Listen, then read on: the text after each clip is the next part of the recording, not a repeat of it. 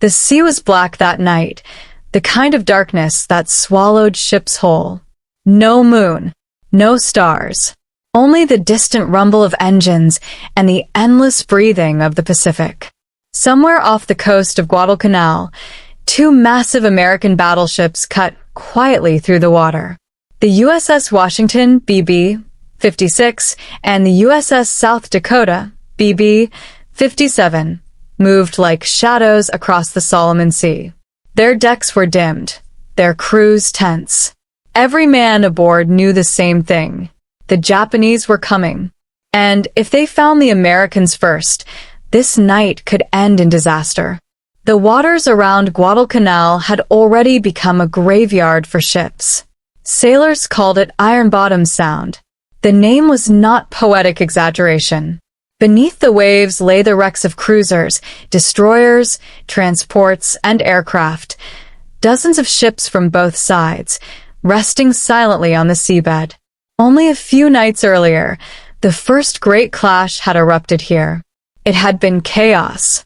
American cruisers and destroyers had stumbled into a powerful Japanese force trying to bombard Henderson Field.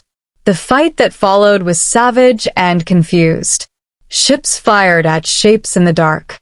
Torpedoes streaked blindly through the water. Commanders shouted orders that sometimes reached ships already sinking. The United States paid dearly. Cruisers burned. Destroyers vanished in towering explosions. Two American admirals were killed in the confusion. But the Japanese had not achieved their goal. Henderson Field still stood, and American aircraft still ruled the skies during daylight. That meant the Japanese had only one option left: come back again. At night. And this time they were sending something bigger. A powerful bombardment force led by the Japanese battleship Kirishima was racing toward Guadalcanal. If Kirishima reached Henderson Field, its massive guns could reduce the airfield to rubble in less than an hour. Once the airfield was gone, Japanese transports could land thousands of fresh troops on the island. The entire campaign could swing back in Japan's favor. American commanders knew it. But the United States Navy was running out of ships. Cruisers had been sunk. Destroyers were shattered. Carrier aircraft were stretched thin. So, the responsibility fell to two battleships. They were powerful ships, but they were also alone. And they would soon face a force that outnumbered them. On the bridge of USS Washington stood Willis A. Lee, a quiet, serious officer who looked more like a professor than a warrior. But Lee was one of the Navy's greatest gunnery experts. He had spent years studying naval combat, and he believed the future of warfare lay in a strange, new technology many officers barely understood: radar. Inside Washington's Combat Information Center, sailors sat hunched over glowing screens. The green light illuminated their faces as they studied tiny flickers of light moving across the scopes. Those flickers represented ships. Enemy ships. Radar allowed them to see through darkness, rain, and fog. It could detect vessels long before they were visible to the human eye. The Japanese Navy did not yet have anything comparable.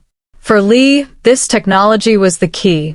If used correctly, radar could allow American ships to strike first, before the enemy even realized they were there. But it had to be used carefully. If the Japanese figured out how the Americans were detecting them, they might change their tactics. Tonight, Lee planned to keep the advantage secret until the very last moment. Hours passed. The sea remained silent except for the steady thrum of engines. Then suddenly a voice broke the tension. A radar operator leaned closer to his screen. Something had appeared.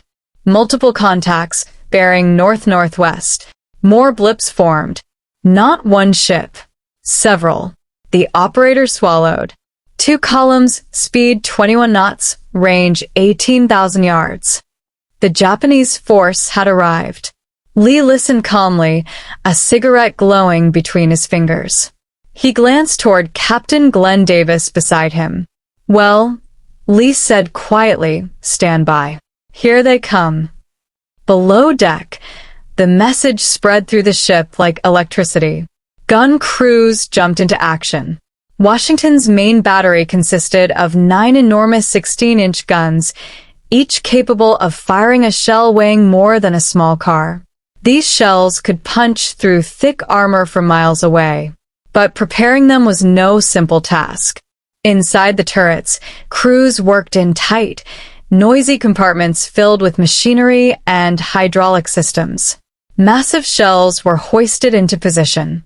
Powder bags were loaded behind them. Every movement required perfect coordination. A mistake could destroy the entire turret. Yet the crews moved with astonishing speed.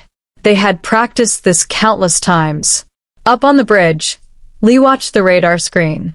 The Japanese ships were closing. 15,000 yards. 14,000. 13,000. Still, the enemy had no idea the American battleships were waiting. Finally, Lee gave the order. "Open fire when ready." At 11:17 p.m., the night exploded. 9 enormous guns fired almost simultaneously. The blasts lit the darkness like lightning. Shockwaves rolled across the water as Washington hurled her first salvo toward the approaching Japanese ships. Across the sea, sailors aboard the Japanese cruiser Sendai suddenly saw towering geysers of water erupting around them. Columns of water hundreds of feet tall crashed back into the sea. For a moment, the Japanese crews were stunned. Where had the shells come from? They could not see the enemy, but the Americans could see them. Washington's radar tracked every movement. Another salvo thundered from the guns. And another. The sea around the Japanese ships churned with explosions. Confusion swept through their formation. Destroyers scattered. Searchlights stabbed the darkness. Officers shouted orders as they tried to locate the unseen attacker.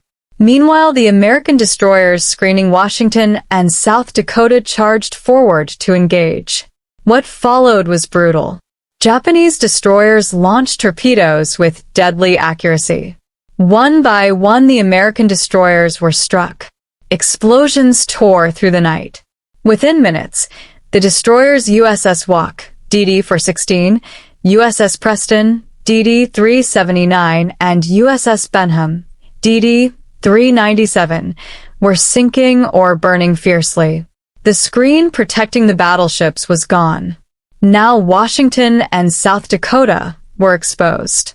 And the Japanese were beginning to realize what they were facing. Searchlights suddenly flashed across the water. Brilliant beams cut through the darkness. They found their target. The towering silhouette of USS South Dakota appeared in the light. Almost instantly, every Japanese gun in range opened fire. Shells screamed through the air.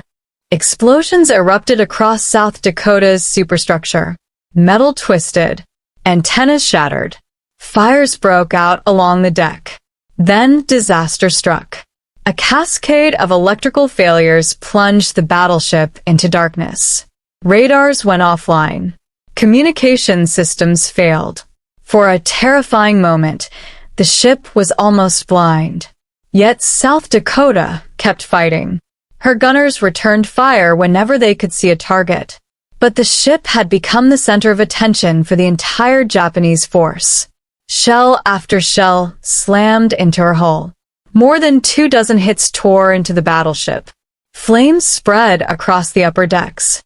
On Washington's bridge, Admiral Lee watched the chaos unfold. He could see South Dakota's position clearly on radar. He could also see something else. A larger contact. Much larger. The battleship Kirishima. She was only a few thousand yards away, firing at South Dakota. Lee realized something crucial. The Japanese were so focused on South Dakota that they had completely missed Washington. His ship was still hidden in the darkness. It was the perfect opportunity. Washington turned slightly, bringing her guns to bear. The range closed rapidly. 9,000 yards. 8,000. At this distance, the huge 16-inch shells would be devastating. Lee gave the order. Fire. The guns roared again. This time the target was the Japanese battleship Kirishima. The first salvo landed close. The second struck home. A massive shell smashed into Kirishima's superstructure, destroying the bridge area in a violent explosion. Another salvo followed. Shells tore through the battleship's armor, ripping open compartments and igniting fires. Washington's radar-controlled fire was terrifyingly accurate. Salvo after salvo hammered into the Japanese ship. Kirishima tried to respond. Her own 14-inch guns fired toward the flashes of Washington's guns. But it was too late. Shells smashed into her turrets. One turret was completely destroyed. Another hit jammed the rudder. Suddenly, the great battleship could no longer steer. She began circling helplessly in the darkness. Washington continued firing relentlessly. Each hit caused more damage. Fires raged across Kirishima's decks. Machinery rooms flooded. Guns fell silent one by one. Within minutes, the once powerful battleship had become a burning wreck.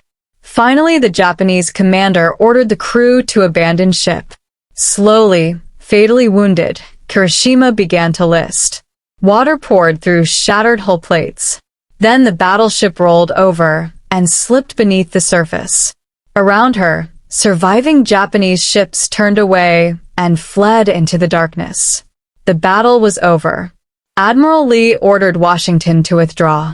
Behind them, the sea was filled with burning wreckage and oil-slicked water. South Dakota limped away, heavily damaged but still afloat. Below the waves of Ironbottom Sound, another giant warship joined the growing graveyard. The sinking of Kirishima marked a turning point.